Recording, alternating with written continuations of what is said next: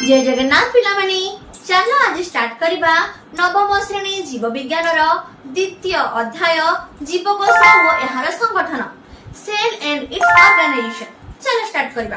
तो पिलामाने जेते बेले हमर गोटे घर तयारी हुए कोन हुए पिलामाने सेथिरे इटा रड बाली सीमेंट गोड़ी सब हमर यूज होंती जहा फल रे हमर गोटे घर तयारी हुए। प्रथमे कोन हुए ना हमर कांथ तयारी हुए कांथरू हमर गोटे रूम बा कोठरी तयारी हुए कोठरी को नै हमर घर तयारी हे गला। तो पिला माने ए जो कोठरी तयारी हेला गोटे रूम तयारी हेला सेथिरे हमर इटा गुडी को नै ही हम रखिला द्वारा हमर रूम बा कोठरी तयारी होछ जहा फल रे हमर घरटी कंप्लीट होछ। रूम गुडी को नै कि तो हमर घर होछ ना चार पांचटी रूम नै। तो फिर से करे पिला माने हमर जो ए शरीर तयारी होइछि अनेक संख्यक कोष को नै। ठीक अछि पिला माने तो ए कोष कोन कोष किबरी तयारी होइछि कोष को प्रथमे किए आविष्कार करथिले कोषर आकार प्रकार केमिति कोन चलो हमें पढिबा। चलो जानिबा आज डिटेल्स रे। तो पिला माने हमर जो शरीर जीवंत प्राणी बा जते जीवंत हमर उद्भिद अछंती से माने सब गठित होइछन्ती पिला माने कोष को नै। सेथि पई कोष को आम मौलिक एकक कुहा जाय। ठीक अछि पिला माने आम जीवनर मौलिक एकक हेउछि कोष। जेते सब तुमे पिला माने जीवंत प्राणी देखुछ बा उद्भिद देखुछ से तुमर मशा हे थाउ बा तुमर डायनासोर हे थाउ बाघ हे थाउ सिंह हे थाउ हाथी हे थाउ छेली हे थाउ कि तुमर गोटे छोट पोको हे थाउ बा तुमर जते सब गछ लता सब हे थाउ आंब गछ हो बा हमर सागवान गछ हो जे कोनोसी गछ समस्त पिला माने तयारी हे छथि ए कोष। ठीक अछि पिला माने तो चलो जानिबा कोष विषय। जीव शरीर कोषरु गठित हमर जीव मानकर शरीर गठित होइछि कोष को नै। जीवनर मौलिक एकक हेउछि कोष। The fundamental unit of life is cell. ठीक अछि पिला माने cell is the structural and functional unit of life. कोष को आमे गाठनिक एवं क्रियात्मक एकक करिथाउ। गाठनिक और क्रियात्मक कोन पिला माने स्ट्रक्चरल एंड फंक्शनल कोन चलो जानिबा। अच्छा पिला माने हम शरीर रे विभिन्न आकारर विभिन्न प्रकारर सब कोष रहिछथि। केमिति पिला माने को कोष लंबा हेथाय को कोष गोल हेथाय को कोष चेपटा हेथाय को कोष अति छोट हेथाय। तो हमर ए जो कोष नै के पिला माने आम खाली आखि को देखा जानती यहाँ को हमको अणुवीक्षण यंत्र साहाय्य देखा पड़े।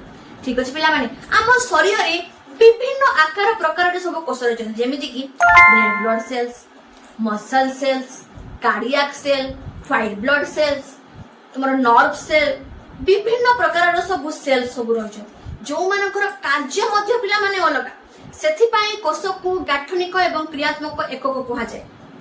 जेमिति कि रेड ब्लड सेल्स तमर रक्त को लाल करिबारे सहाय्य करे आरबीसी जहा को तुमे पिला माने कहूछ या को नेक्स्ट चैप्टर रे पढिबा टिश्यू रे। ठीक अछि ठीक से परी तमर मसल सेल तमर हाथ रे गोड़ रे सब मसल सेल सब पिला माने रहिजंती। नर्व सेल जे तमर मस्तिष्क को सब खबर नै कि पहुंचौची मस्तिष्क रो सब खबर नै कि तमर हाथ गोड़ समस्त को पाखरे खबर नै कि पहुंचौची। तमर शरीर रो मुख्य अंश किए पिला माने मस्तिष्क। मस्तिष्क हमको जहा कहूछ हमें सही अनुसार कार्य कहूछ करूछ जेमति कि मस्तिष्क कहूछ हमको ए जगह भलो ए जगह रे त माने खाओ ए खाद्य तुमे खाओ तुम शरीर पई भलो ए खाद्य तुम पई भलो नुहे से खाद्य खाओ नै कि ए जगह को हमको जीवा दरकार। तो मस्तिष्क ही हमको कोनोसी कार्य करिया पई सजेशन देई थाए। तो सेति पई मस्तिष्क होची हमर मुख्य अंश। तो ए नर्व सेल सहाय्य रे ही मस्तिष्क हमर अंग प्रत्यंग मानकु सब ड्यूटी देई थाए जे ए सब कार्य सब कर हमर हाथ गोड़ मध्य नर्व सेल जाई हमर मस्तिष्क को मेसेज देई थांती। तो नर्व सेल सहाय्य रे एमति कार्य हला। व्हाइट ब्लड सेल्स तमर अंग प्रत्यंग शक्ति को बूस्ट अप करि थाए वृद्धि करि थाए। ठीक से परी तमर कार्डियक सेल तमर हृदपिंड रे से रही अछि। तो विभिन्न प्रकार सेल तम शरीर सब पिला माने रही छथि। तो विभिन्न आकार प्रकार सब कोष हम शरीर पिला माने रही छथि। ठीक अछि पिला माने तो ए कोष को ना पिला माने हमर कोष विषय रे पढिबा को आमे कहिथा कोन कहले पिला माने cytology study of cell is cytology. ठीक अछि पिला माने तो ए जो सेल को ना प्रथमे कोष को प्रथमे के देखले जानिछ हमर रॉबर्ट हुक नामक जने वैज्ञानिक सी कौन कले ना गोटे गछर आमर गोटे पतला आस्तरण को सी नहीं आसिले जहाँ को पिला माने हमें कर्क को ठीक अछि आमर उद्भिदर पतला आस्तरण को आमे कहि थाउ कर्क ठीक अछि बा आवरण को ताको नहीं आसले देखि सी गोटे कौन कले ना गोटे अणुवीक्षण यंत्र से तैयारी करथिले ठीक अछि ताको मु स्क्रीन रे लगे दिस पिला माने देखि पारथुबो तो से अणुवीक्षण यंत्र सहाय्य रे से कौन कले ना से पतला कर्क को रखि देते देखिले देखिले कौन ना हमर महु फेणा भलिया सब कोठरी गुडी को सब देखा ठीक अछि कोठरी गुडी को केमति थान पिला माने हमर एमति टाइप होई थाने ना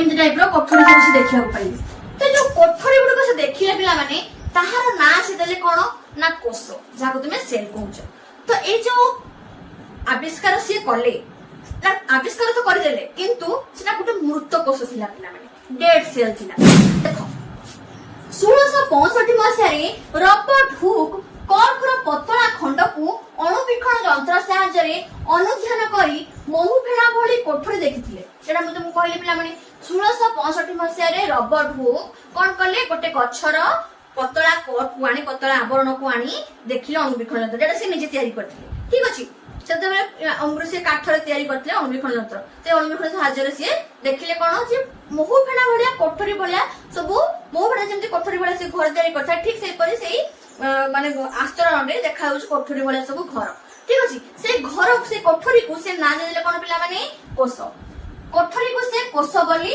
नामित कले किंतु एहा का मृत कोष थिला जेडा से नहीं आसिले से आस्तरण रे नहीं आसिले जो उद्भिदर सेटा गोटे मृत कोष थिला ठीक अछि पिला माने तो मृत कोष जेतु थिला तापरे हमर आउडर वैज्ञानिक आसले किंतु पिला माने तमर जदी क्वेश्चन आसे जे कोष को प्रथमे आविष्कार किए करथिले तमे लिखिबो कोन रॉबर्ट हुक सेतमे ताको फादर ऑफ सेल कहा जाय ठीक अछि फादर ऑफ सेल होतन हमर रॉबर्ट हुक अच्छा तापरे हमर आउडर वैज्ञानिक आसले 1674 मसिया जहां कर नाम होछि कोन पिला माने ल्यूवेन हुक ठीक अछि ल्यूवेन हुक कोन कले सीए जीवंत कोषरे माने बैक्टीरिया और रेड ब्लड सेल्स रे से प्रथमे देखिबा को पाइथिले कोन ना हमर कोष रहिजंती पिला माने लिविंग सेल रे हमर लिविंग ऑर्गेनिज्म से देखिबा को पाइले कोन ना हमर कोष सब रहिजंती देखो परे 1674 मसिया रे Antonie van Leeuwenhoek living cell जीवंत कोषर आविष्कार करथिले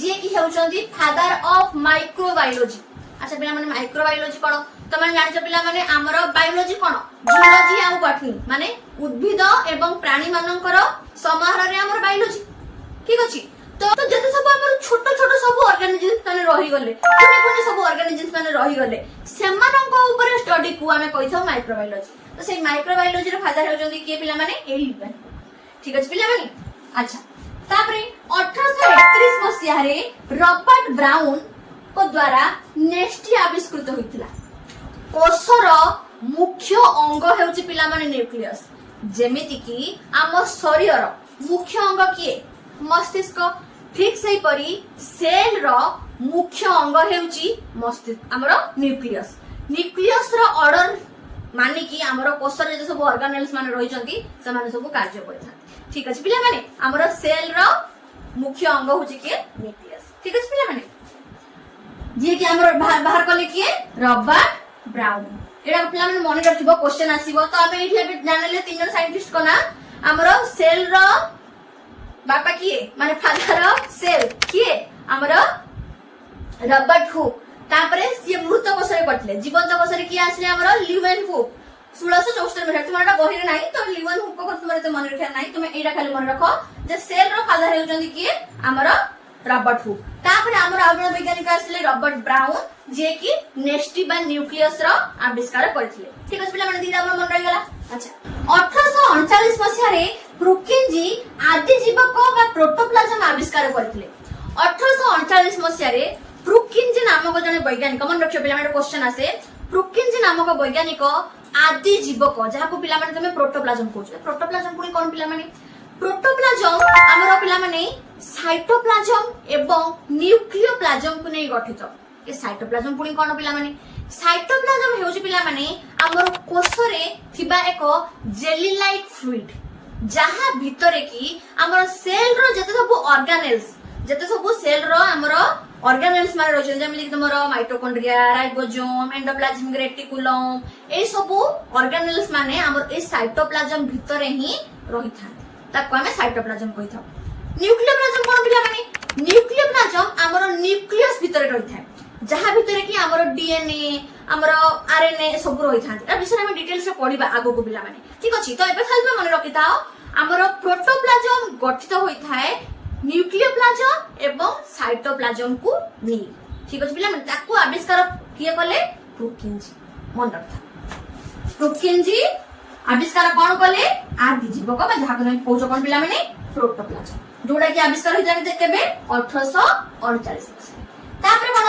1839 मसिया रे सिल्टन और स्वान सिल्टन एवं स्वान एटा बहुत टाइम क्वेश्चन आसे पिला माने सिल्टन एवं स्वान कोन करथिले पिला माने 1839 मसिया रे सेल थ्योरी कोष सिद्धांत नामक एक बुक रे से माने वर्णना करथिले सेल रो जते सब हमरो सिद्धांत बा थ्योरी सब रहिछि पिला माने के करथिले सिल्टन एवं स्वान केते मसिया रे 1838 मसिया तो एते पर्यंत पिला माने हमें केजन वैज्ञानिक नाम मन रखदिलु 1665 मसिया रे रॉबर्ट हुक कोन कले कोष कोष आविष्कार कले तापर हमर आगुण शीघ्र धरा मृत कोष थिला जीवंत कोष को कि आविष्कार कले ल्यूवेन हुक 1800 हमर 1674 मसिया रे जीवंत कोष से प्रथम देखिया पाइथिले तापर हमर आगुण वैज्ञानिक आसले किए ना 1831 मसिया रे हमर आसले किए ना रॉबर्ट ब्राउन नेस्टी बा न्यूक्लियस रे से आविष्कार कर दिले तापर हमर आगुण वैज्ञानिक आसले किए 1839 मसिया रे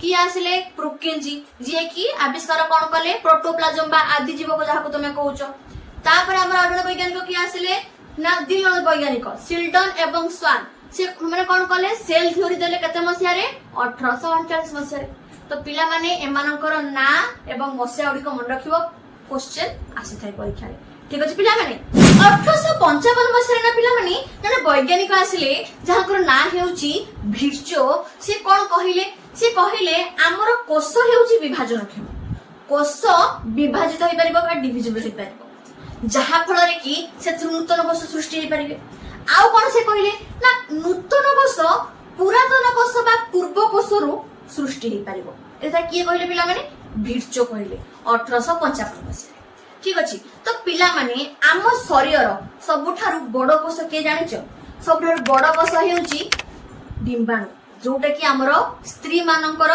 पाखरे देखा जाय थाए ठीक अछि पिला माने ठीक से परी सबुठारु सान कोष के जानिचो पिला माने शुक्राणु जाक तुमे स्पर्म कहिथा एटा पुरुष मानक पाखरे देखा जाय थाए आ सबुठारु लंबा कोष के जानिचो नर्व सेल जाक तुमे स्नायु कोष कहिथा ठीक अछि पिला माने किंतु सबुठारु बड़ कोष के जानिचो हमरो ऑस्ट्रिच रो एक ओटो पक्षी रो अंडा हेउची सबुठारु बड़ कोष ठीक सेही परी सबुठारु सान कोष हेउची माइकोप्लाज्मा माइकोप्लाज्मा पे हम कोड पढिथिले प्रथम अध्याय पढिथिले मनोरे जे अंतर्गत होइतिला मन हमर माइकोप्लाज्मा तो ई माइकोप्लाज्मा हेउची सबुठारु सान कोष ठीक अछि पिला माने ए जरा मन रखिबो सबुठारु सान कोष हेउची हमर माइकोप्लाज्मा एवं सबुठारु बड़ कोष हेउची ऑस्ट्रिच रो एक ओटो पक्षी रो अंडा ठीक अछि आ सबुठारु लंबा कोष की हम मनुष्य शरीर रे नर्व सेल सबुठारु बड़ कोष हेउची डिंबाणु बा जाको तुमे ओभम कहउचो एवं सबुठारु छोट कोष हेउची किए ना शुक्राणु ठीक अछि पिला माने तो पिला माने हमर केतेको प्राणी बा उद्भिद एमिति अछंती जो माने की गोटिए कोष रे गठित होइछंती जो माने की आमे कहि थाउ कोन पिला माने एको कोष ठीक अछि पिला माने आउ ठीक से परि केतेको प्राणी अछंती जो माने की एकरु एकाधिक कोष को नै गठित से माने आमे कहि थाउ बहु कोष ठीक अछि पिला माने जेमिति की हमर एमोइबा आदि प्राणी माने जेमिति की हमर प्रोटोजोआ पैरामेसियम आ कोन बैक्टीरिया नीलहरित शैवाल ए माने समस्ते गोटिए कोषरु गठित ठीक से परी हमर केतेको उद्भिद प्राणी जेमिति की हमर आंब गछ होई पारे सागवान गछ होई पारे तमर जन्ही गछ बा तमर बायगण गछ होई पारे घास होई पारे तम जहां भी तुमे देखुछ पिला माने से माने सब बहुकोषी ठीक अछि पिला माने हमर जे सब छेरी होई पारे सिंह होई पारे डायनासोर होई पारे मसा होई पारे पोको होई पारे हम मनुष्य निजे ठीक अछि ए माने समस्ते बहुकोषी तो एकोकोषी बहुकोषी तो डिफरेंस कोन पिला माने एकोकोषी समाने गोटिए कोष ही गठित सेति पय समाने यूनिसेलुलर ऑर्गेनिज्म कहा जाय बहुकोषी कोन पिला माने जो माने एक रु एकाधिक कोष को नै गठित सेमानको आमे कहि थाउ मल्टी सेलुलर ऑर्गेनिज्म ठीक अछि पिला माने ठीक सही परी हमर एककोषी जीव मानकर पाखरे कोन होइथाय एमानकर जीवनर प्रक्रिया लाइफ प्रोसेस जे सब अछि पिला माने जेमिति कि हमर डाइजेशन हजम होबा खाद्य हजम होबा श्वासक्रिया ठीक अछि रेस्पिरेशन ग्रोथ होबा माने जो छोट रो हम बड़ होउची ग्रोथ होउची एक्सक्रीशन तुम्हारा जो वर्ज्य कोष सब निष्कासन हेउची बा तुम्हारा रिप्रोडक्शन नूतन कोष जो सृष्टि हेउची नूतन जीव जो सृष्टि हेउची एई समस्त प्रक्रिया एककोषी मानक पाखरे गोटिए कोष रे समाहित होइथा किंतु बहुकोषी मानक पाखरे एई समस्त प्रक्रिया पई विभिन्न प्रकार अंग प्रत्यंग टिश्यू माने सब रहिछन ठीक अछि पिला माने जेमिति कि हमर रेस्पिरेशन पई हमर की रहिछि पिला माने हमर फुसफुस एक्सक्रीशन पई वर्ज्य वस्तु निष्कासन पई रहिछि ब्रुकक ठीक अछि पिला माने ठीक से परी हजम कार्य पई हमर की रहिछि स्टोमक ठीक से परी हमर रिप्रोडक्शन पई अलग अंग सब अंग रहिछंती ग्रोथ डेवलपमेंट पई मध्ये अलग सब अंग रहिछंती तो एटा हेउछि डिफरेंस देखो सेटा हमर कहिछि एककोषी प्राणी मध्ये हम यूनिसेलुलर ऑर्गेनिज्म कहूछु गोटिए कोषरु गठित बैक्टीरिया नीलहरित शैवाल आदि प्राणी जहाँ प्रोटोजोआ पैरामीशियम कहूछु माने सब गोटिए कोषरु गठित एमिबा भी मध्ये पारिबो पिला माने समस्त जीवन प्रक्रिया गोटिए कोषरे समाहित होइथाय जेमिति कि तमरा परिपाक श्वासक्रिया रेचन वृद्धि व प्रजनन जातमे रिप्रोडक्शन कहूछु ठीक अछि तापर होचन बहुकोषी एकरु एकाधिक कोष को नै जो माने गठित समान कामे कहिथाउ बहुकोषी ठीक अछि पिला माने जो मान को भीतर हमर जते सब उद्भिद और सब प्राणी माने जाउछन ठीक अछि जीवन प्रक्रिया शरीर स्वतंत्र धरणर कोषर तयारी भिन्न भिन्न टिश्यू वो अंग प्रत्यंग द्वारा समाहित होइथा जेमिति तुम कहि देली पिला माने डाइजेशन पई अलग अंग हमर रहिछंती रेस्पिरेशन पई अलग अंग सब रहिछंती रेचन पई अलग अंग सब रहिछंती तो एककोषी मानकर गोटिए कोष रे होइथाय बहुकोषी मानक पई अलग स्वतंत्र सब अंग प्रत्यंग माने सब टिश्यू माने सब रहिछंती ठीक अछि पिला माने कोनोसी जीवंत कोष बा लिविंग सेल को जदि आमे डीपली देखिबा कोन देखिबा सेथरे ना सेमानक मध्य रे हमर जीवन धारण पई जहां जहां सब दरकार लाइफ प्रोसेस पई जहां जहां क्षमता सब दरकार सेमानक पाखरे सब रहिछि जेमिति कि हमर जीवन निर्वाह पई आमे लाइफ प्रोसेस सब कोन पिला माने जेमिति कि हमर खाद्य हजम हेबा श्वासक्रिया करिबा वर्ज्य वस्तु को निष्कासन करिबा वृद्धि एवं विकास हेबा नूतन जीव सृष्टि करिबा तो समस्त क्षमता जीवन प्रक्रिया पई जहां जहां जहां सब हमर क्षमता दरकार समस्त क्षमता हमर रहिछि एई कोष पाखरे ठीक अछि पिला माने से कथा से देछि जे हमर डाइजेशन जो होछि खाद्य हजम होछि सेति पई हमर की रहिछि पिला माने स्टोमक रहिछि तो केते समान कोष को नै हमर पाकस्थली बा स्टोमक तयारी हिछ जहां फल हमर खाद्य हजम हे गला तो ए कहा पई होछि कोष मानक समाहार रे हमर स्टोमक तयारी गला ठीक से परी श्वासक्रिया पई हमर की रहिछि पिला फुसफुस तो केते को समान कोष समाहार रे हमर तयारी हिछि की फुसफुस जहां फल रे कि हम निश्वास प्रश्वास सब करि पारुछु तापर कोन ना एक्सक्रीशन पई की रहिछि पिला माने ब्रुकक सहायता रे हम कोन करि पारुछु ना हमर वर्ज्य वस्तु सब निष्कासन करि पारुछु ये मध्य ए माने जो वर्ज्य वस्तु सब निष्कासन हेउछि यार क्षमता मध्य हमर कोष मानक पाख रहिछि केते को समान कोष को नै हमर ब्रुकक तयारी हिछि ना तो ठीक एही परि भाव रे जते सब हमर जीवन प्रक्रिया पई जहां जहां दरकार हम शरीर पई समस्त क्षमता हमर एई कोष मानक पाखरे रहि अछि भरपूर मात्रा रे रहि अछि से देला कोन ना जे कोनोसी एक जीवंत कोष को अनुध्यान कले जणा जाय जे प्रत्येक कोषर जीवन धारण करबा क्षमता सहित कोन रहिछि ना समस्त जीवन प्रक्रिया को सुचारू रूप रे समापन करबा क्षमता सेतरे अंतर्निहित होय अछि जीवन धारण करबा सहित बंची रहिबा सहित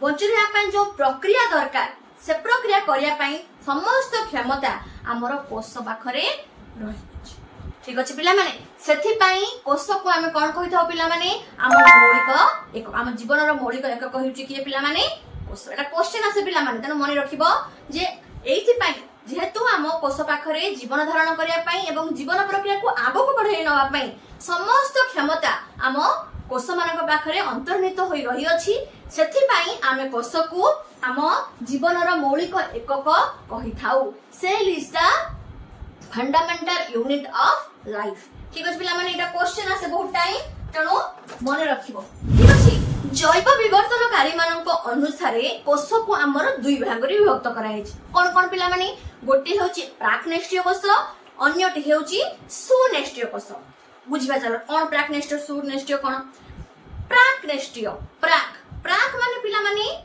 ଆମର ପ୍ରିମିଟିଭ ଯାହାକୁ କ୍ୱଚିତ ମାନେ ଦେଖା ଯାଏନି କହିବାକୁ ଗଲେ ଚଳିବ ଠିକ ଅଛି। ପ୍ରାକ୍ ନେଷ୍ଟିୟ ନେଷ୍ଟି ମାନେ ନେଷ୍ଟି ପିଲାମାନେ ଠିକ ଅଛି। ତ ନେଷ୍ଟି ଏମାନଙ୍କ ପାଖରେ ଦେଖା ଯାଇ ନଥାଏ। ଗୋଟେ ସୁସଂଗଠିତ ନେଷ୍ଟି ଆମର ପ୍ରାକ୍ ନେଷ୍ଟିୟ କୋଷ ମାନଙ୍କ ପାଖରେ ଦେଖା ଯାଇ ନଥାଏ। ସୁନେଷ୍ଟିୟ କୋଷ କଣ ଯୋଉମାନଙ୍କ ପାଖରେ ୟୁକାରିଓଟିକ ସେଲ ୟୁ ମାନେ ପିଲାମାନେ ବା ସୁ ମାନେ କଣ ପିଲାମାନେ ଏଠାରେ ସୁସଂଗଠିତ ବା ସତରେ ଏମାନଙ୍କ ପାଖରେ ନେଷ୍ଟି ଦେଖା ଯାଇଥାଏ। ଠିକ ଅଛି ପିଲାମାନେ ତ ବୁଝିପାରିଲ ପ୍ରାକ୍ ନେଷ୍ଟିୟ କୋଷ ମାନେ ଯୋଉମାନଙ୍କ ପାଖରେ ନେଷ୍ଟି ଦେଖା ଯାଇ ନଥାଏ ସୁନେଷ୍ଟିୟ କୋଷ ମାନେ ଏମାନଙ୍କ ପାଖରେ ନେଷ୍ଟି ଦେଖା ଯାଇଥାଏ। ଠିକ ଅଛି ପିଲାମାନେ ତ ଏ ଯୋଉ କୋଷକୁ ଦୁଇ ଭାଗରେ ବିଭକ୍ତ କରନା କିଏ କହିଲେ ପିଲାମାନେ ଜୈବ ବିବର୍ତ୍ତନକାରୀ ଆମର କହିଲେ। ঠিক আছে পিলাମାନେ ସେ କହିଲା ଯେ ଜୈବ ବିବର୍ତ୍ତନକାରୀଙ୍କ ମତ ଅନୁସାରେ କୋଷକୁ ଦୁଇ ଶ୍ରେଣୀରେ ବିଭକ୍ତ କରାଯାଇଛି। ଗୋଟେ ହେଉଛି ପ୍ରାକ୍ ନେଷ୍ଟିୟ କୋଷ ଅନ୍ୟଟି ହେଉଛି ସୁନେଷ୍ଟିୟ କୋଷ। ମୁଁ ଲେଖି ଦେଇଛି ଦେଖ ପ୍ରୋ ମାନେ ପ୍ରୋକାରିଓଟିକ ସେଲ୍ ପ୍ରିମିଟିଭ କାରିଓଟିକ ମାନେ ହେଉଛି ପିଲାମାନେ ନ୍ୟୁକ୍ଲିୟସ୍ ଏଣ୍ଡ ସେଲ୍ ଅର୍ଗାନେଲ୍ସ ଏମାନଙ୍କ ପାଖରେ ଦେଖା ଯାଆନ୍ତି ନାହିଁ। ୟୁକାରିଓଟିକ କଣ ଟ୍ରୁଲି ପ୍ରେଜେଣ୍ଟ ଏମାନଙ୍କ ପାଖରେ ନ୍ୟୁକ୍ଲିୟସ୍ ଏବଂ ଯେତେ ସବୁ ସେଲ୍ ଅର୍ଗାନେଲ୍ସ ସବୁ ଦେଖା ଯାଆନ୍ତି ୟୁକାରିଓଟିକ ସେଲ୍ ମାନଙ୍କ ପାଖରେ। ଠିକ ଅଛି ଏହି ଦୁଇ ପ୍ରକାର କୋଷର ଆକାର ଗଠନ ଓ କାର୍ଯ୍ୟ ମଧ୍ୟରେ ଅନେକ ପାର୍ଥକ୍ୟ ରହିଅଛି। ଠିକ ଅଛି ପିଲାମାନେ ଏଇ ଯୋଉ ଦୁଇଟି କୋଷ ମାନଙ୍କ ପାଖରେ ସେମାନଙ୍କର ଆକାର ପ୍ରକାର ସବୁ ଅଲଗା। ଠିକ ଅଛି ପିଲାମାନେ ପ୍ରଥମେ ଜୀବନର ବିବର୍ତ୍ତନ ଅନୁସାରେ ପ୍ରାକ୍ ନେଷ୍ଟିୟ କୋଷରେ ସୃଷ୍ଟି ହୋଇଥିଲା ପରେ ସୁନେଷ୍ଟିୟ କୋଷ ଉତ୍ପତ୍ତି ହୋଇଥିଲା। ତ ପ୍ରଥମେ କିଏ ସୃଷ୍ଟି ହେଇଥିଲା ପିଲାମାନେ ଆମର ପ୍ରାକ୍ ନେଷ୍ଟିୟ କୋଷ ତାପରେ ଆମର କିଏ ସୃଷ୍ଟି ହେଲା ନା ସୁନେଷ୍ଟିୟ କୋଷ। ঠিক আছে পিলাମାନେ তো ଚାଲ ডিটেলস ରେ ଏମାନଙ୍କ ବିଷୟରେ ଜାଣିବା। ଏବେ ଚାଲ ପିଲାମାନେ ଡିଫରେନ୍ସିଏସନ ଦେଖିବା ମାନେ ଆମର ପ୍ରାକ୍ ନେଷ୍ଟିୟ କୋଷ ଏବଂ ସୁନେଷ୍ଟିୟ କୋଷରେ କଣ କଣ ଡିଫରେନ୍ସ ସବୁ ରହିଛି ଦେଖିବା ଚାଲ। ପ୍ରୋକାରିଓଟିକ ସେଲ୍ ଏବଂ ୟୁକାରିଓଟିକ ସେଲ୍ ରେ କଣ ଡିଫରେନ୍ସ ରହିଛି ଆସ ଦେଖିବା। କୌଣସି ଝିଲ୍ଲି ଆବୃତ କୋଷ ଅଙ୍ଗିକା ନଥାଏ।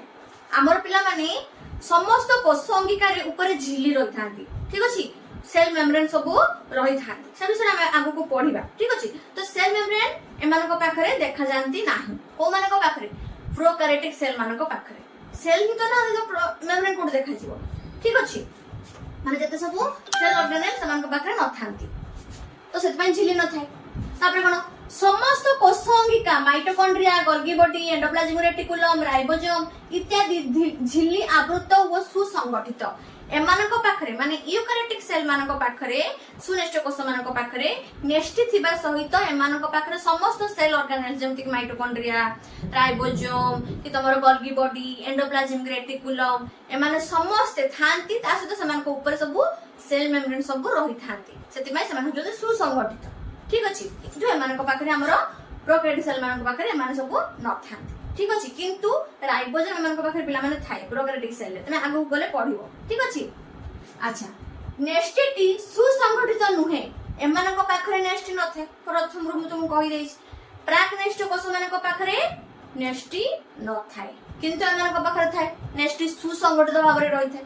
ठीक अछि नेस्टि झिल्ली न थाए नेस्टि तो नाही तर झिल्ली कोठ रहइबो तो झिल्ली भी न थाए किंतु एमाने नेस्टि झिल्ली युक्त होई थाए ओ माने यूकारियोटिक सेल केवल एकमात्र गोलाकार डीएनए अणु रही थाए जेहेतु कोनोसी कोष अंगिका एमानक पाखरे नाहांती नेस्टि मध्य नाहांती सेति पई तो किंतु एमानक पाखरे डीएनए अणु रखा जाय थाए माने रही थाए। डीएनए अणु पिला माने जे गोटे जेनेटिक मटेरियल दे तमे आगु गले पढिबो अछि भी हम एई चैप्टर रे पढिबा कोन डीएनए होछ पिला माने कोन कहलो डीऑक्सी राइबो न्यूक्लिक एसिड। ठीक अछि डीऑक्सी राइबो न्यूक्लिक एसिड कोन हेडे को हम आगु पढिबा तो एमानक पाखरे सेही डीएनए अणुटी रही थाए को मानक पाखरे प्राक नेस्टिय कोष सुनेस्टिय कोष मानक पाखरे कोन एकाधिक बहुत संख्यक हमर डीएनए अणु रही थांती। ठीक अछि क्रोमोसोम न थाए क्रोमोसोम एमानक पाखरे नाही को मानक पाखरे प्राक नेस्टिय कोष मानक पाखरे क्रोमोसोम नाही एमानक पाखरे क्रोमोसोम भितरे सुसंगठित होई रही थांती।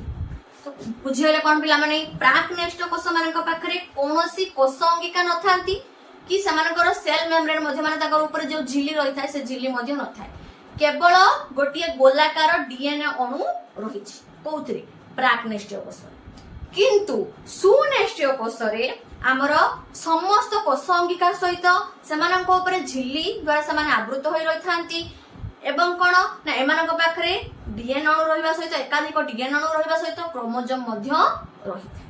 ठीक अछि पिला माने तो एटा ही हेउची हमर डिफरेंशिएशन प्रोकैरियोटिक सेल एवं यूकैरियोटिक सेल भितरे। क्वेश्चन आसे पिला माने पार्थक्य दर्शाओ सुनेष्ट कोष एवं प्राक्नेष्ट कोष मध्य। तो लिखि परिबो जे मानकर किछि नाही। ठीक अछि माने नेष्टि नाही, नेष्टि झिल्ली नाही, कोनोसी कोष अंगिका नाहांती, समान द्वारा झिल्ली आवृत रहि न थांती, क्रोमोसोम मध्य न थांती, केवल गोटिए गोलाकार डीएनए अणु रहि थाए।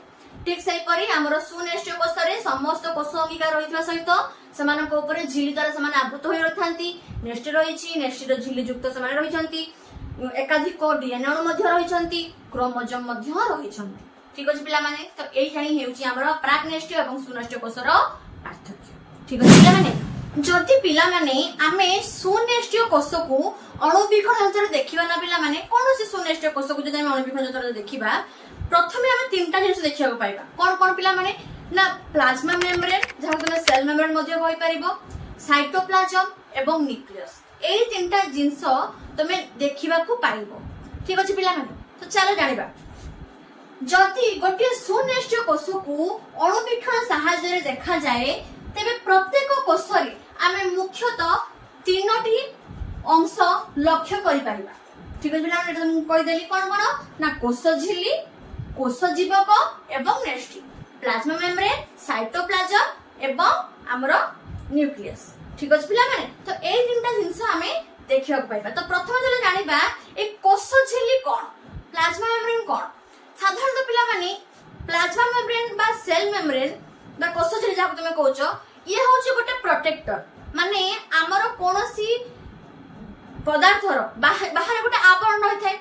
जेमति कि तमे जाइछो मार्केट को तमे कोनोसी जिंस आनिबो केमिति सेमिति नै आस परिबोनी, कोन जरी सहायता तमे नै के आस्ता ताको प्रोटेक्शन करी तमे नै के आछो। ठीक सही परी आम शरीर केमति प्रोटेक्ट करि रखु पिला आम चर्म रहिछि ऊपर जे कि हमको प्रोटेक्ट करके रखुछि। ठीक सही परी हमर कोषर बाहर हमर रहि थाए कि कहला पिला माने कोष झिल्ली रहि थाए जे कि कोष को सुरक्षित करी प्रोटेक्शन देइ थाए। ठीक अछि पिला माने आ कोन बाहर जते सब हमर बाह्य जते सब अछंती भाइरस माने बा बैक्टेरिया माने जदि आक्रमण करंती ता दाउर मध्य रक्षा करि थाए हमर कोष झिल्ली। जेमिति कि किछि माने हमर दरकारी जिंस कोष भितर जाई परिबो, जेमिति कि जळ जाई परिबो कि केतेक हमर गैस माने जाई परिबे, कोन जते सब रहछंती से माने सब या भितर को जाई पारंती। सेति भाई याको सिलेक्टिवली सेमी परमेबल मेम्ब्रेन मध्य कहा जाय। चलो जानिबा कोन कोष झिल्ली।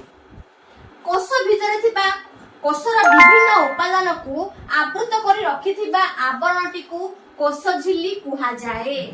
कोष को जे आवृत करके रखिछि, जे घोड़े की रखिछि, घेरी की रखिछि ताकू आमे कहिबा कोन पिला माने कोष झिल्ली बा प्लाज्मा मेम्ब्रेन। ठीक अछि पिला माने एहा हेउछि छिद्र युक्त, एथिरे हमर छोट छोट कोणा सब रहि अछि। ठीक अछि पिला माने एहा को हमर कोष झिल्ली को आमे अर्ध पारंगम्य झिल्ली कहि थाउ।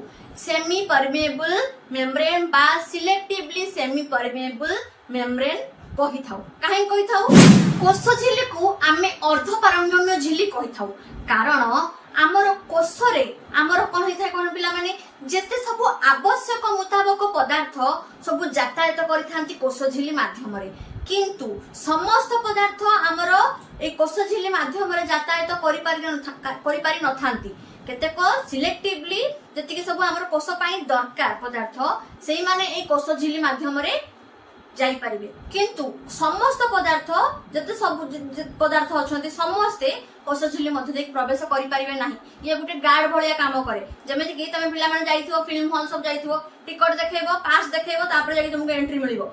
ठीक सही परी कोष झिल्ली कोन करे कहबा कि मते पास देखाओ तापर जाई तुम एंट्री करि परिबो। ठीक अछि पिला माने तो ठीक सही परी कोष झिल्ली रे समस्त पदार्थ यातायात करि पारंती नाही। जति कि हमर कोष सहित जड़ित पदार्थ सेही माने ही जे माने कोष पई दरकार सेही पदार्थ माने ही केवल यातायात करि पारंती। सेति पई याकू सिलेक्टिवली सेमी परमेबल मेम्ब्रेन बा अर्ध पारंगम्य झिल्ली कहा जाय थाए। देखो से कथा से कहला कोष झिल्ली एक माध्यम भाबरे कार्य करथाय। कोष झिल्ली होची गुटे माध्यम गुटे मीडिएटर। ठीक अछि कारण कोष सहित जड़ित विभिन्न पदार्थर आदान प्रदान होय थाए। हमर ଯାହାକି ମାଧ୍ୟମ ନା ଆମର କୋଷ ସହିତ ଜଡ଼ିତ ଯେତେ ସବୁ ଆମର ପଦାର୍ଥ ଅଛନ୍ତି ସେଇମାନେ ହିଁ କେବଳ ଯାତାୟାତ କରିପାରିବେ କୋଷ ମଧ୍ୟକୁ। ସମସ୍ତ ପଦାର୍ଥ ଯାତାୟାତ କରିପାରନ୍ତି ନାହିଁ, ସମସ୍ତେ ଆମର ଯାଇପାରିବେ ନାହିଁ କୋଷ ମଧ୍ୟକୁ। କାହା ପାଇଁ? ଏଇ କୋଷ ଝିଲ୍ଲି ପାଇଁ। ଠିକ ଅଛି, କୋଷ ଝିଲ୍ଲି ପାଇଁ ହିଁ ସମସ୍ତ ପଦାର୍ଥ ଯାଇପାରନ୍ତି ନାହିଁ। ଯେତିକି ଆମର ଦରକାର ପଦାର୍ଥ ମାନେ କୋଷ ସହିତ ସେମାନେ ଜଡ଼ିତ ହେଇକି ଅଛନ୍ତି ସେଇମାନେ ହିଁ କେବଳ ଯାଇପାରିବେ। ତାର ଯେତିକି ସବୁ ରିଲେଟିଭ ସେମାନେ ସବୁ ଯାଇପାରିବେ, ସମସ୍ତେ ଯାଇପାରିବେ। ଠିକ ଅଛି, କେବଳ କେତେକ ନିର୍ଦ୍ଦିଷ୍ଟ ପଦାର୍ଥ ହିଁ କୋଷ ଭିତରକୁ ଓ ବାହାରକୁ ଯାତାୟାତ କରିପାରିଥାନ୍ତି। ସେଥିପାଇଁ ଏହାକୁ ଅର୍ଦ୍ଧପାରଙ୍ଗମ ଝିଲ୍ଲି ସିଲେକ୍ଟିଭଲି ସେମି ପରମିଏବୁଲ ମେମ୍ବ୍ରେନ ବା ସେମି ପରମିଏବୁଲ ମେମ୍ବ୍ରେନ କୁହାଯାଇଥାଏ। ଠିକ ଅଛି ପିଲାମାନେ, କୋଷ ଝିଲ୍ଲି ମାଧ୍ୟମରେ ବିଭିନ୍ନ ପଦାର୍ଥର ଯାତାୟାତ ସାଧାରଣତଃ ବିସରଣ, ପରାସରଣ ଓ ସକ୍ରିୟ ପରିବହନ ପ୍ରକ୍ରିୟା ଦ୍ୱାରା ହୋଇଥାଏ। କେତେକ ଆମର ପ୍ରକ୍ରିୟା ରହିଛି ପିଲାମାନେ, ଯେମିତି କି ବିସରଣ, ପରାସରଣ ଓ ସକ୍ରିୟ ପରିବହନ। କଣ ଏଗୁଡିକ ପିଲାମାନେ? ବିସରଣ ଇଏ ଗୋଟିଏ ପ୍ରକ୍ରିୟା ଯୋଉଥିରେ କି ଯେତେ ସବୁ ଆମର ଗ୍ୟାସ ଯେମିତି କି ଅମ୍ଳଜାନ, ଅଙ୍ଗାରକାମ୍ଳ ଏଇ ମାନେ ହିଁ ଆମର ଏଇ ଡିଫ୍ୟୁଜନ ପ୍ରୋସେସ ବା ବିସରଣ ପ୍ରକ୍ରିୟା ମାଧ୍ୟମରେ ହିଁ ଯାତାୟାତ କରିପାରିଥାନ୍ତି। ଠିକ ସେହିପରି ପରାସରଣ, ପରାସରଣ ମାଧ୍ୟମରେ ଜଳ ଅଣୁର ପରିବହନ ହୋଇଥାଏ।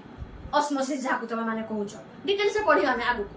ତାପରେ କଣ ନା ସକ୍ରିୟ ପରିବହନ, ଆକ୍ଟିଭ ଟ୍ରାନ୍ସପୋର୍ଟେସନ, ଯାହା ମାଧ୍ୟମରେ କଣ ହୁଏ ନା ଆମର ସମସ୍ତ ଖାଦ୍ୟ ପଦାର୍ଥ ଯାତାୟାତ କରିପାରିଥାନ୍ତି କୋଷ ମଧ୍ୟ। ଚାଲ ଡିଟେଲ୍ସ ରେ ଜାଣିବା। ଏବେ ଚାଲ ପିଲାମାନେ ଡିଟେଲ୍ସ ରେ ଜାଣିବା ବିସରଣ କଣ, ପରାସରଣ କଣ, ସକ୍ରିୟ ପରିବହନ କଣ, ଡିଫ୍ୟୁଜନ କଣ, ଅସ୍ମୋସିସ୍ କଣ, ଆକ୍ଟିଭ ଟ୍ରାନ୍ସପୋର୍ଟେସନ କଣ। ତା ପୂର୍ବରୁ ପିଲାମାନେ ଚାଲ ଆମେ ଜାଣିବା କୋଷୀୟ ମେଟାବଲିଜିମ୍ ବା କୋଷୀୟ ବିପାକ କଣ। କଣ କୋଷୀୟ ବିପାକ ପିଲାମାନେ? ସାଧାରଣତଃ ପିଲାମାନେ ଆମ ଶରୀରରେ ମେଟାବଲିଜିମ୍ ପ୍ରକ୍ରିୟା ଅହରହ ଭାବରେ ମାନେ ଚୟ ଏବଂ ଅପଚୟ ପ୍ରକ୍ରିୟା ଅହରହ ଭାବରେ ଚାଲିଥାଏ। ଯେମିତି କି ଚୟ କଣ ପିଲାମାନେ ବା ଆନାବଲିଜିମ୍ କଣ ପିଲାମାନେ? ନା ଯେତେବେଳେ ତମେ ଖାଦ୍ୟ ଖାଉଛ ପିଲାମାନେ, ଖାଦ୍ୟ ତମେ ଖାଇଦେଲ, ଦାନ୍ତ ସାହାଯ୍ୟରେ ଖାଦ୍ୟ ଆମର ଚର୍ବିତ ହେଇକି ସିଏ ଆମର ଶରୀର ଭିତରକୁ ଗଲା, ପେଟ ଭିତରକୁ ଗଲା, ସିଏ ଖୋଜି ହବ ଅମ୍ଳଜାନ ଗ୍ୟାସକୁ। ଅମ୍ଳଜାନ ଗ୍ୟାସ କଣ କରିବ ନା ଆମର ଶରୀର ଭିତରକୁ ଗଲା। ଅମ୍ଳଜାନ ଗ୍ୟାସ ଯେତେବେଳେ ସେ ଖାଦ୍ୟ ସାଙ୍ଗରେ ମିଶିଗଲା ନା ପିଲାମାନେ, ସେ ଧ୍ୱଂସାତ୍ମକ ହେଇଯିବ ମାନେ ବିଭାଜିତ ହେଇଯିବ। ବିଭାଜିତ ହେଇଯିବା ଫଳରେ ସେଥିରୁ କଣ ହବ ନା ଶକ୍ତି ବା ଏନର୍ଜି ତମର କ୍ରିଏଟ ହବ ଏବଂ ସେଇ ଶକ୍ତିକୁ ତମେ ତୁମର ଦୈନନ୍ଦିନ କାର୍ଯ୍ୟରେ ୟୁଟିଲାଇଜ କରିଥାଅ, ଯାହା ଫଳରେ ତମେ ସମସ୍ତ କାର୍ଯ୍ୟକୁ ସୁରୁଖୁରୁରେ କରିପାରିଥାଅ। ଏ ବିଷୟରେ ତମେ ପିଲାମାନେ ଡିଟେଲ୍ସ ରେ ପଢିବ 10th କ୍ଲାସ ରେ ପୋଷଣ ଚେପ୍ଟରରେ। ଠିକ ଅଛି, ତ ଖାଲି ଏବେ ମନେ ରଖିଥାଅ କଣ ନା ମେଟାବଲିଜିମ୍ ପ୍ରକ୍ରିୟାରେ ଚୟ ଏବଂ ଅପଚୟ ପ୍ରକ୍ରିୟା, ଆନାବଲିଜିମ୍ ଏବଂ କେଟାବଲିଜିମ୍ ପ୍ରକ୍ରିୟା ଅହରହ ଭାବରେ ତମର ଚାଲୁ ରହିଥାଏ। ସେଇ ଚୟ ଏବଂ ଅପଚୟ ପ୍ରକ୍ରିୟାରେ ହିଁ ଯେତେବେଳେ ଅମ୍ଳଜାନ ୟୁଟିଲାଇଜ ହେଇଗଲା ତ ଅଙ୍ଗାରକାମ୍ଳ ନିର୍ଗତ ହେଇଗଲା। ତ ସେଇ ଅଙ୍ଗାରକାମ୍ଳ ଗ୍ୟାସ କଣ ହେଇଯାଏ ନା ଅଧିକ ହୋଇଯାଏ କୋଷ ଭିତରେ। ଠିକ ଅଛି, କୋଷ ଭିତରେ ଅଙ୍ଗାରକାମ୍ଳ ଗ୍ୟାସ ର ପରିମାଣଟା ଅଧିକ ହୋଇଯାଏ। ଠିକ ଅଛି, ତ ସେଇ ବିଷୟରେ ଚାଲ ପଢିବା। କଣ କୋଷୀୟ ବିପାକ ସେଲ୍ୟୁଲାର ମେଟାବଲିଜିମ୍ ପ୍ରକ୍ରିୟା ଦ୍ୱାରା କହିଥିଲେ। ସେଲ୍ୟୁଲାର ମେଟାବଲିଜିମ୍ ପ୍ରକ୍ରିୟା କଣ ପିଲାମାନେ? ସେଲ୍ୟୁଲାର ମେଟାବଲିଜିମ୍ ପ୍ରକ୍ରିୟା ଦ୍ୱାରା ନିର୍ଗତ ଅଙ୍ଗାରକାମ୍ଳ ଗ୍ୟାସ ର ସାନ୍ଦ୍ରତା କୋଷ ଭିତରେ ଅଧିକ। ମନେ ରଖିବ, ଅଙ୍ଗାରକାମ୍ଳ ଗ୍ୟାସ ର ସାନ୍ଦ୍ରତାଟା ତମର କୋଷ ଭିତରେ ପିଲାମାନେ ଅଧିକ। ଠିକ ଅଛି, କାହିଁକି ମୁଁ ତୁମକୁ କହିଦେଲି କାହିଁକି ନା ଅମ୍ଳଜାନଟା ତୁମର ୟୁଜ ହେଇଗଲା, ଅଙ୍ଗାରକାମ୍ଳଟା କୋଷ ମାନେ ଭିତରେ ଶ୍ୱାସକ୍ରିୟା କରୁଛନ୍ତି ନା, ତ ସେମାନଙ୍କର ମଧ୍ୟ ଅମ୍ଳଜାନଟା ସେମାନେ ନେଲେ, ଅଙ୍ଗାରକାମ୍ଳଟା ସେମାନେ ବାହାର କରିଦେଲେ, ସେଥିପାଇଁ ତୁମର ବାହାରେ କୋଷ ବାହାରେ ଅଙ୍ଗାରକାମ୍ଳର ସାନ୍ଦ୍ରତାଟା ଅଧିକ ହେଇଗଲା। କିନ୍ତୁ କୋଷ ବାହାରେ ଏହି ଗ୍ୟାସର କନସେନ୍ଟ୍ରେସନ ବା ସାନ୍ଦ୍ରତା କମ ଥାଏ। ଠିକ ଅଛି, କୋଷ ଭିତରେ ଏମାନଙ୍କର ସାନ୍ଦ୍ରତା ଅଧିକ ଥାଏ, କୋଷ ଆମର ବାହାରେ ସେମାନଙ୍କର ସାନ୍ଦ୍ରତା କମ ଥାଏ। ଭିତରେ ସେମାନେ ରେସ୍ପିରେସନ କରୁଛନ୍ତି, ସେଥିପାଇଁ ତାଙ୍କର ସାନ୍ଦ୍ରତା ଅଧିକ ଅଛି, ବାହାରେ କମ ଅଛି। କାହାର? ଅଙ୍ଗାରକାମ୍ଳର ସାନ୍ଦ୍ରତା।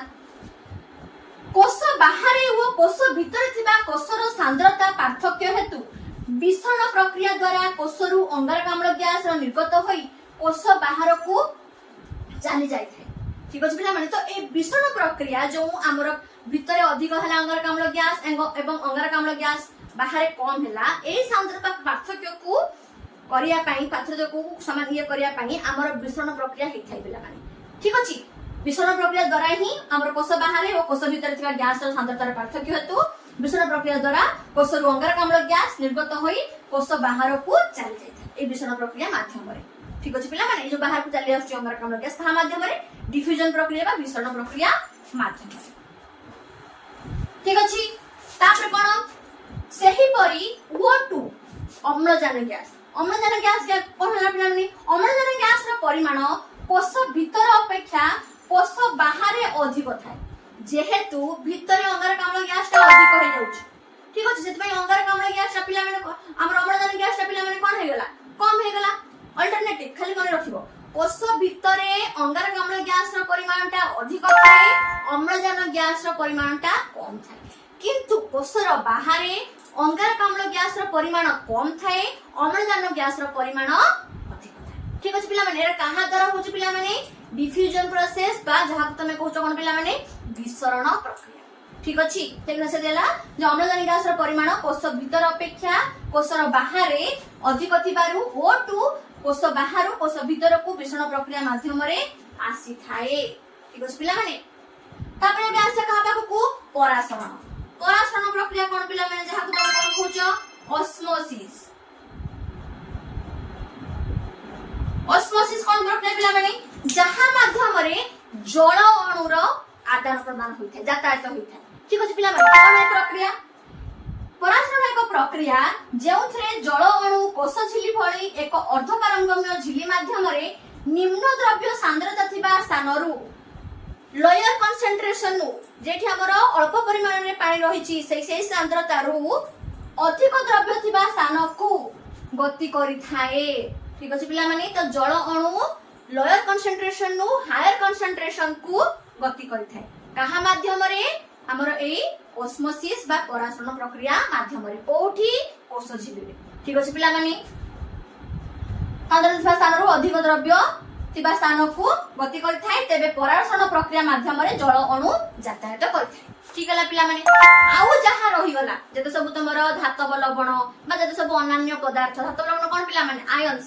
ଯେତେ ସବୁ ତମର ଯେତେ ସବୁ ମାନେ କଣ ପ୍ରୋଟିନ୍ସ ବା ତୁମ କଣ କହିଲି, ପ୍ରୋଟିନ୍ସ ମାନେ ବଡ ଅଣୁ ମାନେ ସେମାନେ ଯାଇ କରନ୍ତି ନାହିଁ, ତ ଏଇ ସକ୍ରିୟ ଆକ୍ଟିଭ ଟ୍ରାନ୍ସପୋର୍ଟେସନ ପ୍ରକ୍ରିୟା ମାଧ୍ୟମରେ ଯେତେ ସବୁ ଆମର आयन्स माने रही गले जते सब आयन्स पार्टिकल्स माने जते प्रोटीन्स पार्टिकल्स माने समझते कहा माध्यम रे जाई परिबे ना एक्टिव ट्रांसपोर्टेशन प्रक्रिया माध्यम रे जते सब खाद्य सब कहा माध्यम रे जिबे हमर एई न्यूट्रिएंट्स सब कहा माध्यम रे जिबे एई एक्टिव ट्रांसपोर्टेशन प्रक्रिया माध्यम रे सेला सेला कोन धातव लवण और अन्य पदार्थ गुड़िक मध्य कोष झिल्ली दे यातायात करिथांती कहा माध्यम रे ना सक्रिय परिवहन माध्यम रे एक्टिव ट्रांसपोर्टेशन प्रक्रिया माध्यम। ठीक अछि पिला माने तो आज रो ए क्लास टी को हमें एही रखुचू काहे कि ना आउ अधिक हेले हमर क्लास टी बड़ हे जिवो तो नेक्स्ट क्लास रे हमें कोष भित्ति कोन कोष जीवक कोन सेको विषय हमें डिटेल्स से पढिबा। तो पिला माने आज रो क्लास टी तम मानकु जदी भलो लागिछि ताहले लाइक करि दबो सब्सक्राइब करि दबो सांग साथी मानकु शेयर करि दबो। मु देखुछि पिला माने तमे माने देखुछो किंतु लाइक करूनो कि सब्सक्राइब करूनो सब्सक्राइब करि दबो एवं लाइक करि दबो। रहिली धन्यवाद।